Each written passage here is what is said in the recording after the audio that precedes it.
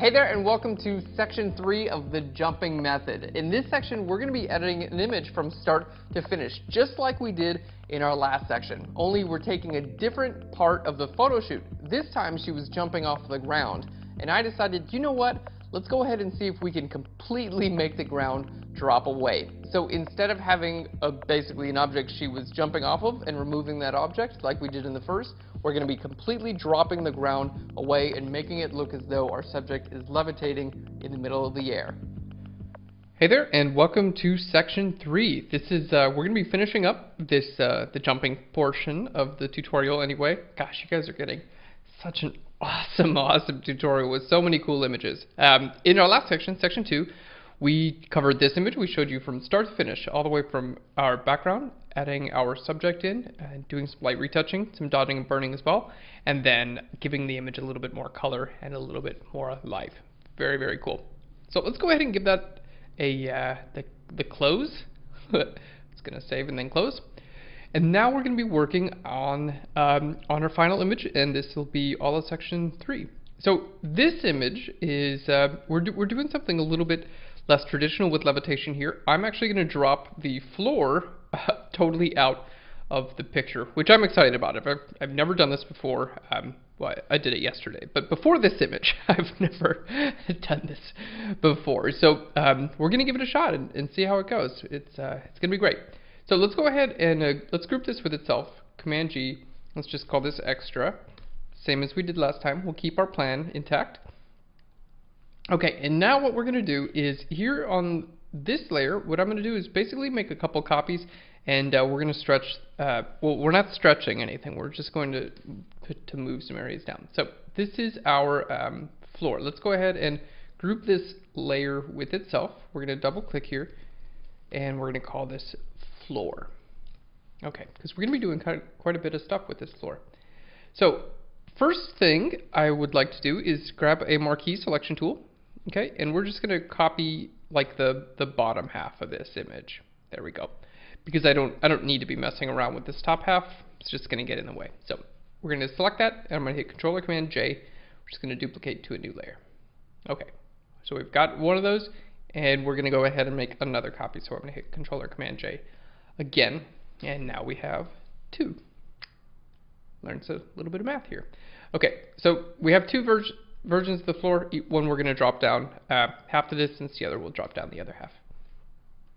Okay, so what I'd like to do here is lower my opacity, and we're going to start by using our move tool and just dropping this down basically as far as I possibly can without getting any kind of weird distortion, things like that. Now, just like with the other image, it's a little bit difficult to see what I'm doing here. So we're going to go into our extra group. I'm going to create an adjustment layer. We're going to go to curves and then pop that right up just so I can see what I'm doing. This will wind up getting deleted later, but for now I'd like to be able to see what I'm doing. Here we go. So this is our floor here.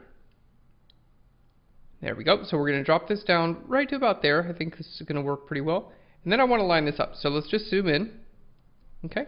We're going to hit Control or Command T because I have to stretch this out a little bit. So Command T, we're just going to go to the right hand side here and wind up stretching this out a little bit. There we go. And then bring it back. Then stretch it out a little bit more. There may be a faster way to do this, but there we go. That works pretty well. Stretch it out just a little bit more. Command T. Okay. Alright. Now, chances are we're not going to get this perfect, but that's where layer masking and things like that come in. Okay, looking good. Well, let's go ahead and take this layer. I'm going to bring it back all the way up to 100%. There we are. And now we've effectively dropped our floor. Doesn't look great just yet, but it will look better, I promise. Alright, let's grab a layer mask. We're going to put a layer mask on there, and I'm going to paint black with my regular soft edge brush here. There we go. We're just going to paint black right here on the border, keeping the edge nice and soft. There we are. Alright, and let's paint it away where her foot comes down as well. All right. There we go. And I'm debating whether or not I'm going to leave this little line in there, but I think we're going to wind up removing that. So we're going to get right in here close to her foot, and we're going to mask this area away, which is it's going to get rid of a little bit of shadow area, but not a big deal. We can always use a curves adjustment layer and paint back darker areas for shadows. So in this case, sometimes shadows are very clearly defined, like you can see a very nice outline of a person in the shadow and things like that. You know, in those cases, you want to be a little more careful about removing shadows and then trying to recreate them in Photoshop. In this case, we'll be just fine. I guarantee it. Let me be your tour guide. You're in good hands. All right, there we go. Looking good. So we've extended the floor one time, and the perspective here doesn't exactly match up. We could like clone stamp out those or something like that. Some people may want to do like a transform and things like that, but I think we'll be all right if we just bring it again. So we've dropped the floor once, already looking like, you know, dang man, she's really jumping high. We can drop the floor again. Same idea. So let's have that be visible. We're going to lower our opacity here. Okay. Let's use our move tool, and then we're going to go all the way down to here until we don't see a floor. So this is a very creative decision here. Not calling myself incredibly creative, but you don't have to do this. Is what I'm kind of getting at here. There we go. By the way, I am going to show you how to do this a little bit faster. Okay, so we are bringing this point to where it lines up. You can see this on the right hand side doesn't really line up. The left hand side does. So I'm going to take my anchor point and just take it to where it lines up, right about there. Okay, and we're going to stretch it out. And if I just stretch it out by just clicking and dragging, you can see it does this. Not so helpful, but if I hold down the Alt or the Option key, now it does this. Okay, so the difference is here's no Alt or Option, and here is holding Alt or Option. It's like this is squinching from the right to the left, and this is squinching from that point that we created. Squinching. Taking a page out of Peter Hurley's book. If you guys don't know Peter Hurley, he's a great headshot photographer out of New York. He uses the term squinch. Okay, that looks pretty good. That looks pretty good. Now we're going to bring back our opacity up to 100% again, and we're going to layer mask this in. Great. So our layer mask. I was thinking a little bit just then. You know what? I think we can bring this up just a little bit more. All right.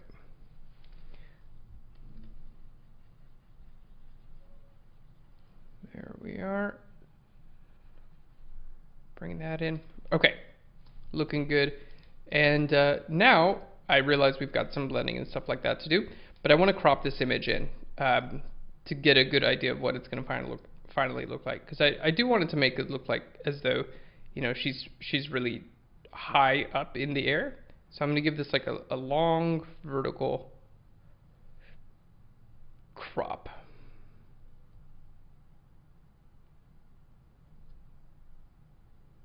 All right, there we go. That looks pretty cool. Yeah, let's go with that for now. Stretch it out just a little bit more. Okay, let's hit enter. As always, let's make sure this is not checked. Delete crop pixels. That way we can get back any of that information if we'd like to get it back.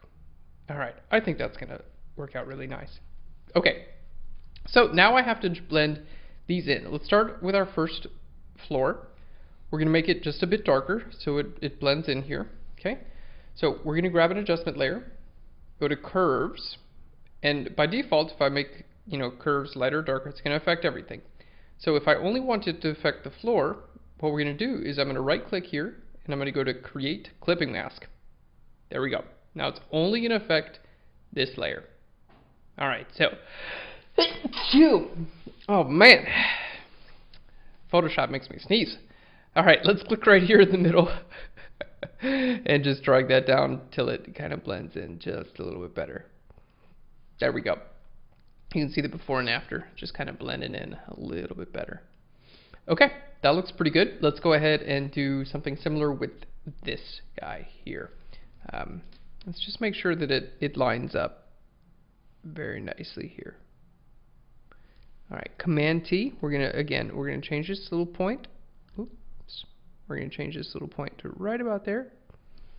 Now I'm gonna hold Alt or Option, and we're just gonna click and drag right here. There we go. Let's hit Enter there.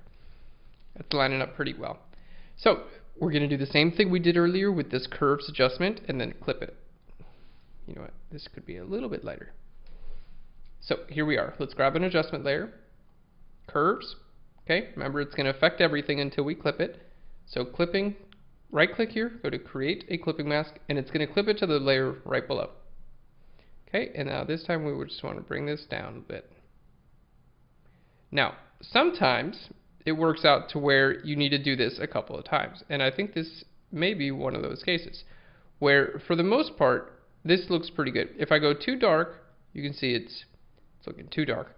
So this looks pretty good, but we're getting just a little bit of area like right here. You can see just right there needs to be a little bit darker. So we can do this again. It's not a problem. Do it a couple times. Let's create a curves adjustment layer. Option Command G to clip this, and then have this visible just there, and then we'll hit Command I on the layer mask, and then just paint it back visible right over here, and look at that really nice blend that we got going on. Cool. Very good. Very good. And we should see just a really nice, yeah, I like that. Especially when we make the extra speck invisible. Then it kind of fades to black, which is nice. Okay, well, let's go ahead and group those together. Command G. All right, and let's see. Okay, so there's a lot of our effect right there. Now, I am gonna take care of a few details like that perspective, because it's just kind of bugging me. That does not look right. It's probably bugging you too. Depends on how detail oriented you are.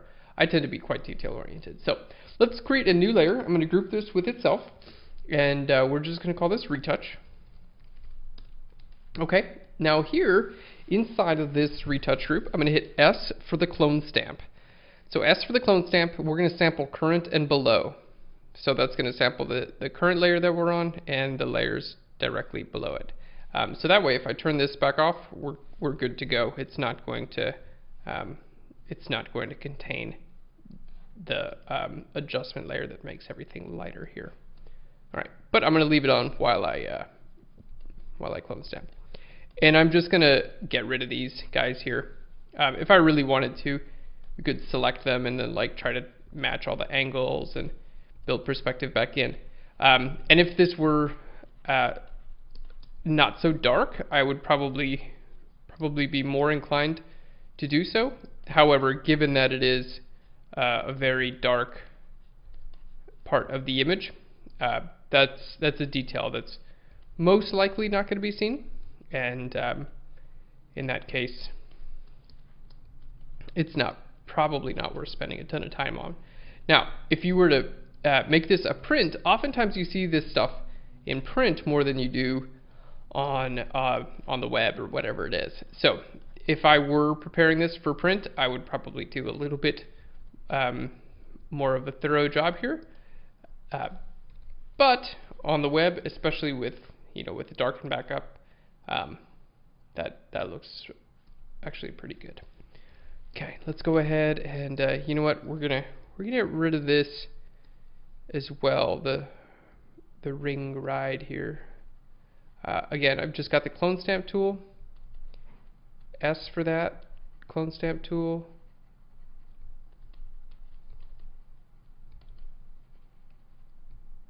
All right, sample from a few different areas when you're doing this, and it's going to allow you to create patterns that don't necessarily look like they're just duplicating over and over again.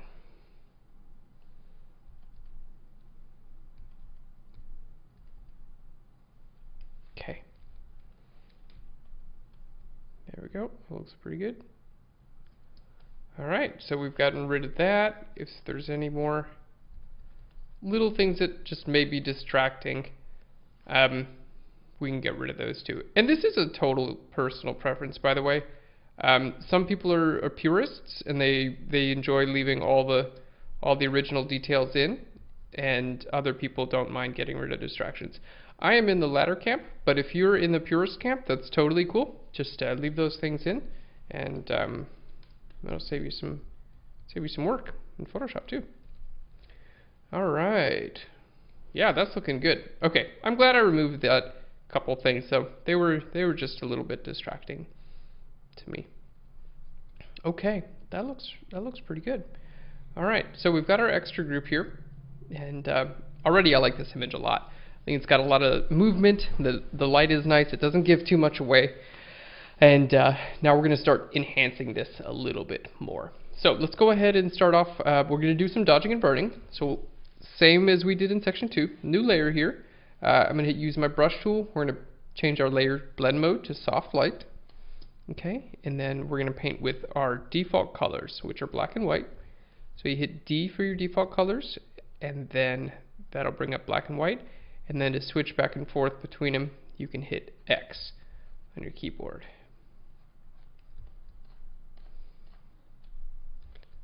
Alright, just remember, if you're going to dodge or burn a larger area, use a larger brush. If you're going to go for a smaller area, use a smaller brush.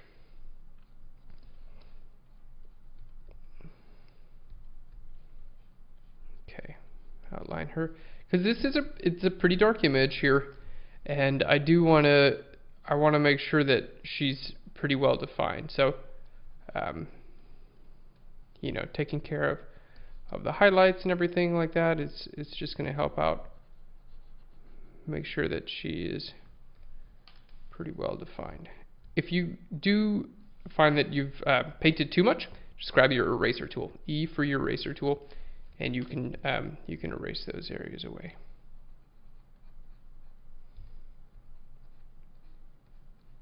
All right. So lightening some of these areas, darkening some, just to get a little bit more contrast going on, and kind of bring her out from the shadows just a little bit more. All right, let's look at that before and the after real quick. Okay. I think it looks pretty good. What do you think? Pretty good? All right, let's keep going.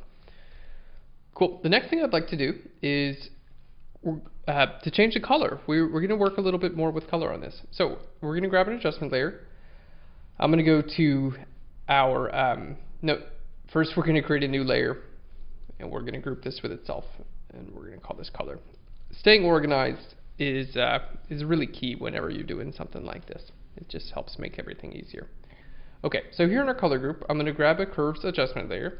Okay, we're going to lighten some things up. Click right here in the middle, lighten them up. Okay, we're going to add a little bit of red. We're going to warm things up as well. We're going to add a little bit of green. Okay, that looks good. Okay, now I'm going to hit Command I on that layer mask, and then we can use our gradient tools. G for the gradient tool. I said that like so enthusiastically. We can use our gradient tool. Hit G for the gradient tool. We're going to grab our gradient here. We're going to choose foreground to transparent as our gradient that we're going to choose, and we're going to hit OK. And now we have a black layer mask here, so we want to choose gradient tool, linear gradient, foreground to transparent, and paint with white. I know it seems like a lot of steps, but once you get used to using the gradient tool, it's pretty simple. And next we're just going to click from the top and drag down, and it's just going to give us a nice gradient. Warming that up just a bit. All right, that looks good. Let's go ahead and do another one of these curves adjustment layers, just so I can bring a little bit more light down into this elevator shaft, and just allow the viewer to see a little bit more of what's going on, so it's not so, you know, there we go. It's not so dark as to where, like, I don't really know what's going on.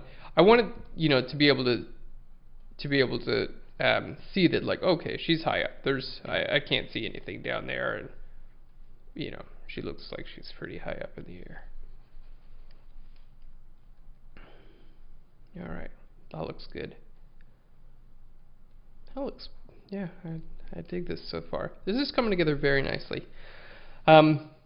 Let's have some fun with our light streaks. We're going to make some light streaks here. It's going to be fun. Okay, so on a new layer here, what we're going to do, I'm going to hit B for the brush tool, and we're going to sample a color. Let's just sample this color here. Why not? And now we're going to grab our marquee tool. So M for the marquee tool, and I'm going to make a square in the window that looks like this. Cool. Pretty easy. And now I'm just going to hold the shift key down, and we're going to make a few of these, okay? So one for each of these window panes. All right. Almost done.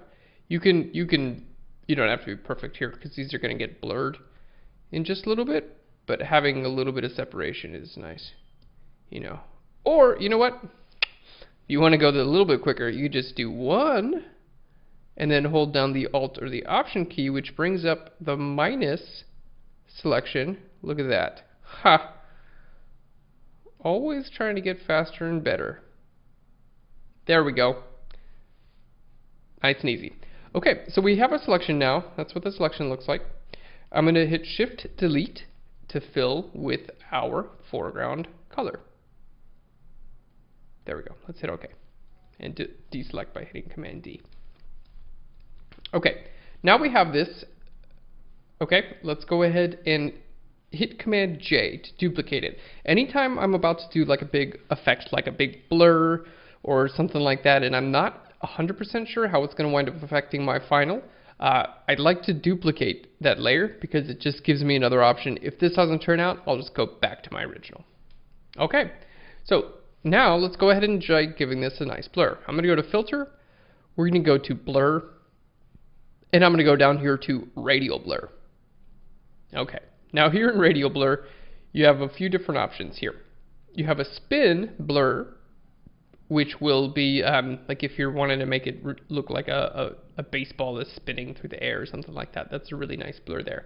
You also have a Zoom Blur, which will make it look as though something is zooming in or out, and you can change your amount of zoom here. So we're going to take our blur center, and we're just going to push this towards the top of the image, right about there. You kind of have to guess here, but if you get it wrong, not a big deal. You just come back and do it again. Alright, and now we're going to really just crank up our amount all the way to 100. Let's see how this looks. Let's hit OK. Alright, there we go. So it's kind of like blurring out from the windows. Now, it doesn't look great now. If we change our layer blend mode from normal down to something like screen, it should start to look pretty cool. Yeah, that does look pretty cool. Okay, let's just apply the same filter again. So we'll go to Filter, and then now instead of going all the way down here to Blur and then Radial Blur, if you just look all the way up here at the top, this is always going to be the last filter that you used. In this case, the last filter we used was a Radial Blur. So if I just go to Filter right here, it's just going to do the exact same one again. So we'll click on there and did it again. You can hit Command or Control F as well. So I'll try that now. Command or Control F. Okay. How cool was that? Look at that. That's cool. I'm happy we made that. Okay. And now it looks like, you know, lights shining through the window, giving it a little bit more of that, like, really cool effect. And I don't need this other one underneath it, right? I don't need this guy anymore, because I like this. It's not too much. You know, it's Sometimes these sort of effects can look too fake or whatever. This is not too much. It's pretty good. Just needs a layer mask because this area doesn't look, shouldn't be doing that. So let's click on our layer mask. Hit B for the brush tool, and now let's just paint black here, right up there. There we go. We'll get a little bit of, light tends to like creep around objects a little bit. So get a little bit, I wouldn't want to do this. I wouldn't want to come in here and like do that, because this looks better. You can see there's like the perfect selection. That's a little bit of light creep. That just happens. Light creeps around and it makes things look like, I don't know, it tends to give a little bit of life to things. I like it when things look like that. All right, well, that looks pretty good. Now, you know what what we're gonna do? I'm gonna take that same color and I'm gonna just paint it right over my subject, just like that. We're gonna go from normal down to screen. I know, looks like I'm going crazy here. All right, normal down to screen. And then I want this to only show up on the highlights of my subject. I want to brighten those highlights up a little bit and give them a little bit of color. So what we're going to do is we're going to use what's called blend if to make this only visible where our subject's highlights are visible. So to get to blend if, just go to FX and blending options, or simply double click on a layer. Okay, now here in our blend if options, which is right down here on the very bottom, we're going to choose the underlying layer, which basically means not this layer, but everything underlying it. Okay, and I'm going to hold the Alt or the Option key to separate these two things out so we get some feathering. And as I bring this from left to right, it's basically saying this layer that I'm on, it's telling it to be invisible. Okay, this is your visibility here.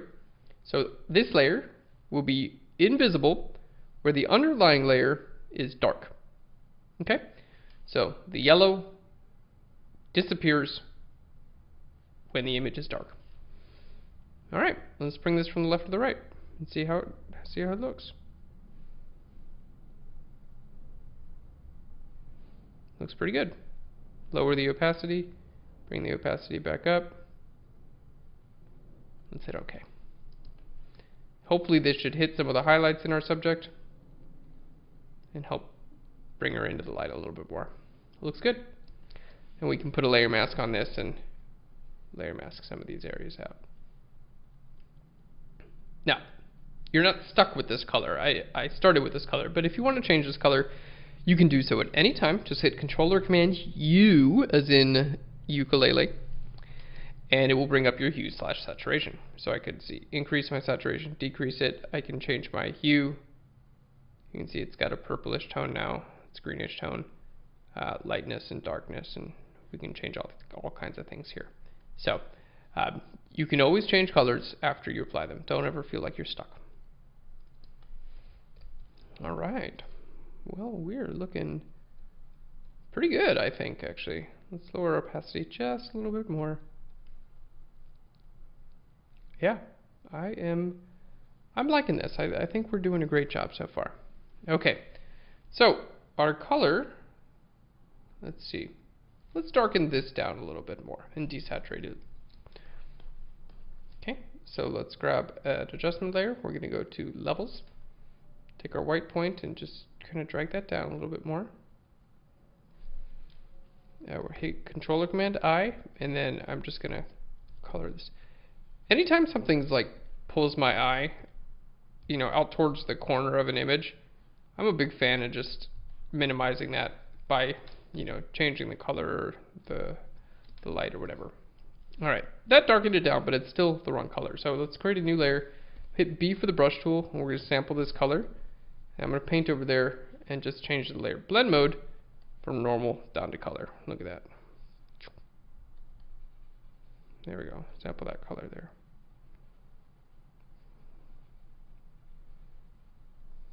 All right.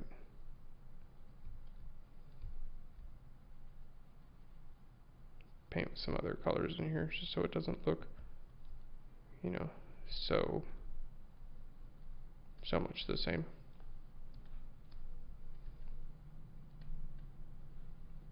All right. you know what, this is, instead of bringing that, let's do like that. There we go. That color is, it's nice. Whoa, I can't believe it looked like that before. How distracting. After, good. Now we're focused back on our subject again. See, little things like that tend to make a big difference in the final image.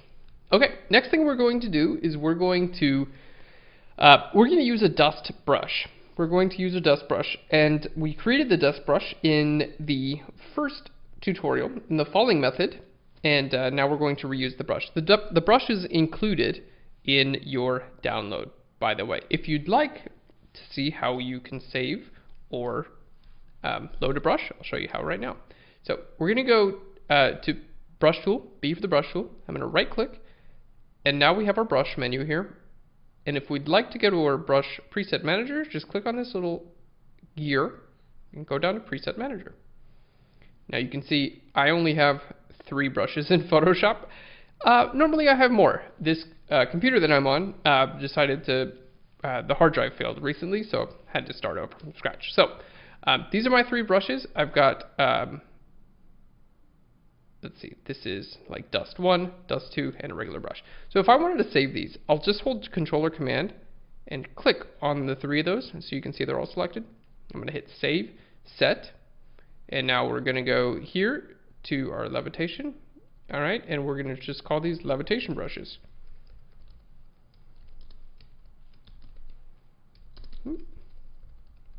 There we go. So those are the levitation brushes. That's it, done. Now, I just showed you how to save those brushes, but if you'd like to load the brushes that are included with this tutorial, you can do one of 2 things. You can simply go to hit B for your brush tool, right click, and then go down here and go to load brushes. Then it's your job to navigate to brushes and the levitation brushes.abr and hit open. The other way to load brushes into Photoshop is to simply find levitation brushes.abr in your tutorial and double click on it, and it will automatically load into Photoshop. So levitation brushes.abr, we'll hit open.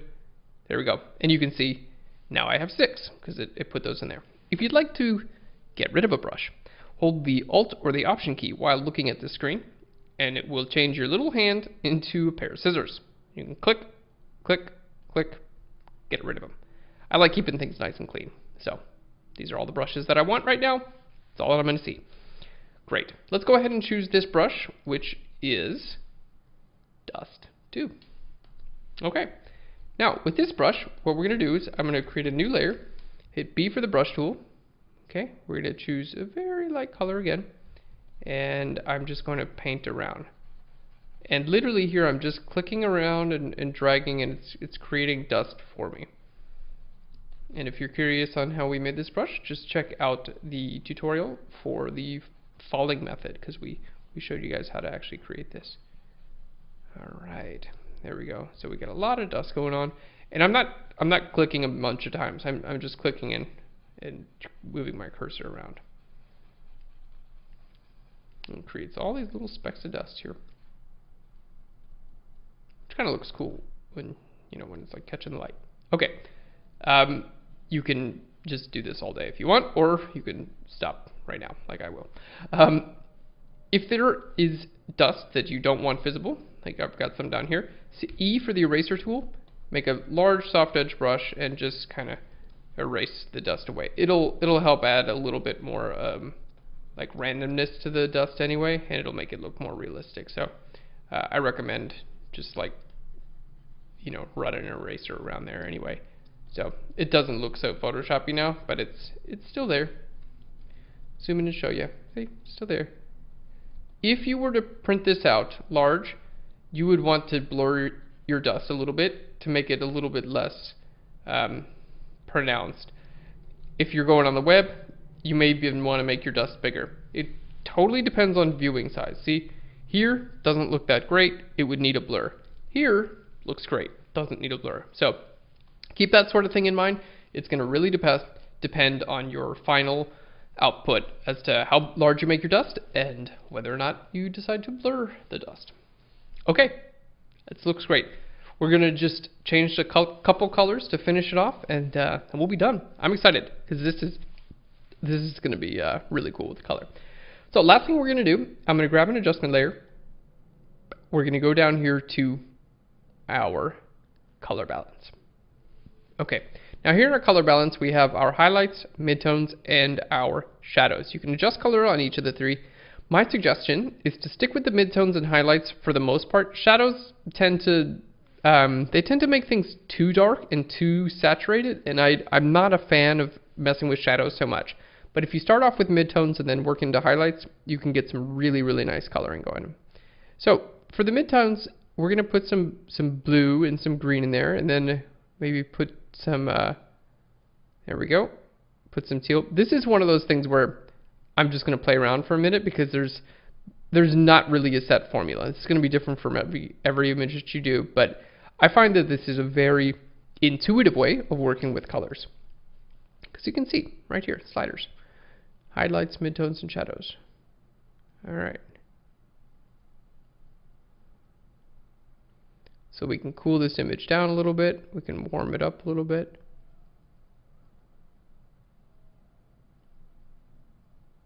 All right.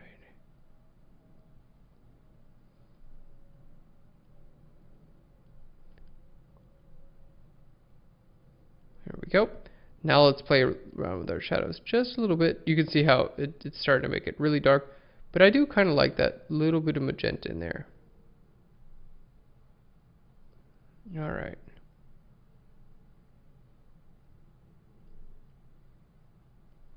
Yep, that's too much. We done disturbed the balance. All right.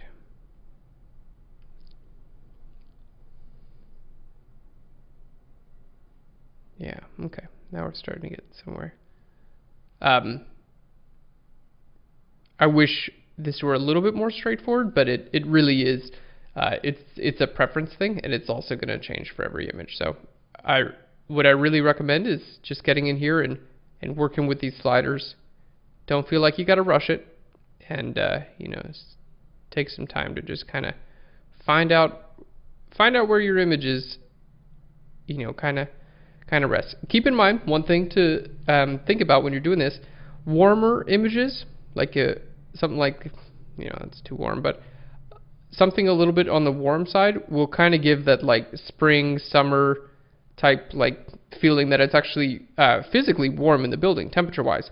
And cooler images like blues and greens and stuff will make it feel like it's cold. Doesn't that? It kind of looks cold in there, and it kind of looks like a little bit warm now.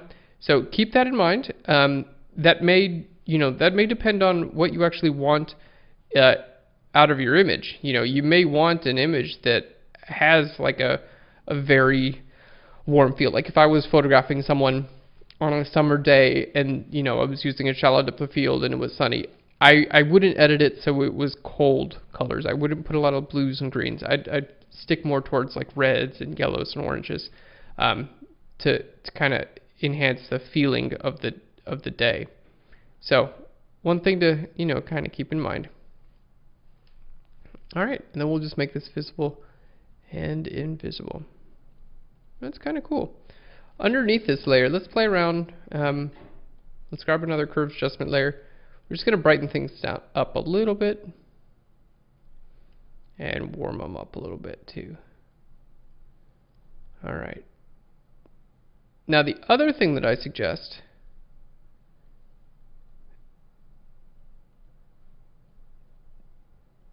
doing is, let's make this a little bit darker here where the window is. The other thing that I suggest doing is spending a little bit of time away from your image. So after you're done editing, you know, go grab a cup of coffee or whatever it is, and then come back and see if you still like the colors that you've you know, put onto your image. Because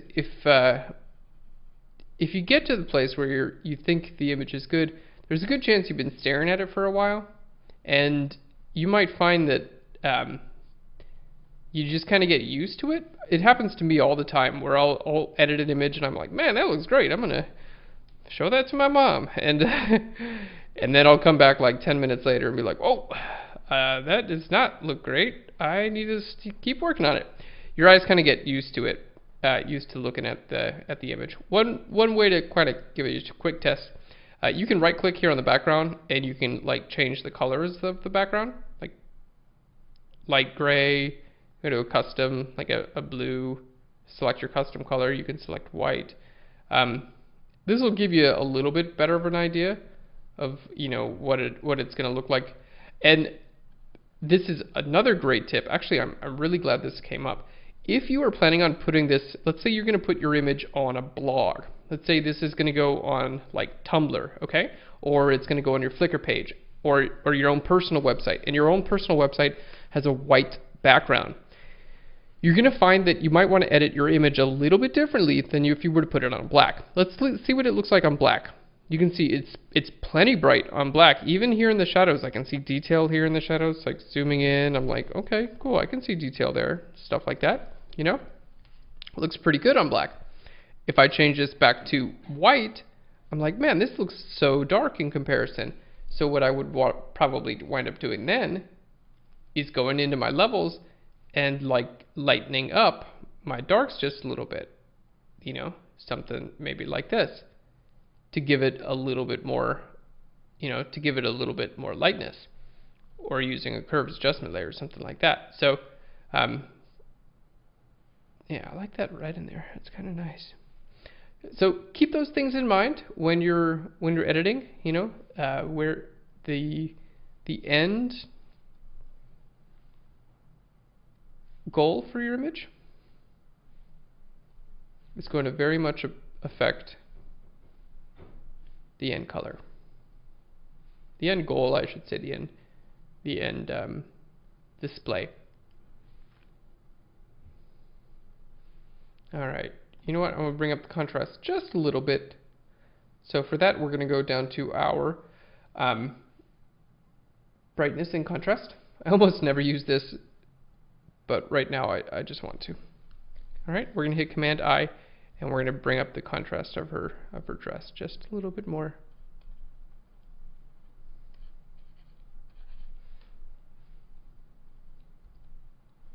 All right, that's a cool image. Let's give it a medium gray. That looks good. Color work is something I really try to not rush, because it's so important and it's so fragile that it's really easy to make things look really good or not really good. So I would suggest not rushing color. All right, that looks great. Do I want maybe my shadows? I just want to pull a little bit out of the magenta.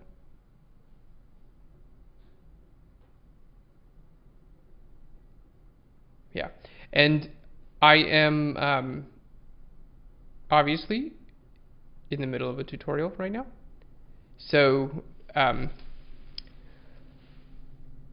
it's gonna slightly affect my colors because I don't have the luxury of, like, you know, taking a 20-minute break and coming back and adjusting the colors and things like that. But if you are editing your image, I highly recommend going away for a while, coming back, and looking at your colors once more. Okay. Yeah, I think we're in pretty good shape here. All right. Let's take a look at the before and the after with the color. Whoa, big difference, huh? Big difference.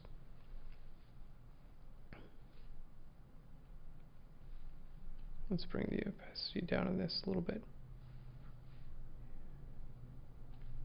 Okay, now we're just going to go in here and turn some of these layers off and on, just to make sure all those little changes that we made still make sense. This, I don't think we need this layer, so we're just going to click there, delete it. Got our bit of light going on. That light in the window is really nice. You know what? This layer is it doesn't look 100% natural, does it? So we're going to just give it a blur. I'm going to go to Filter, Blur, and then Gaussian Blur.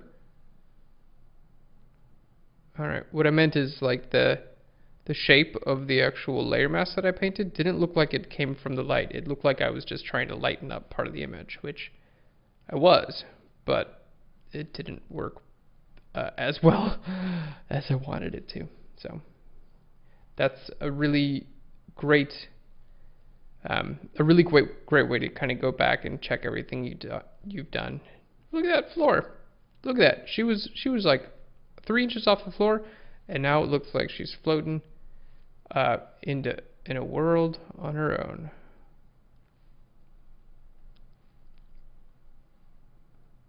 That's nice.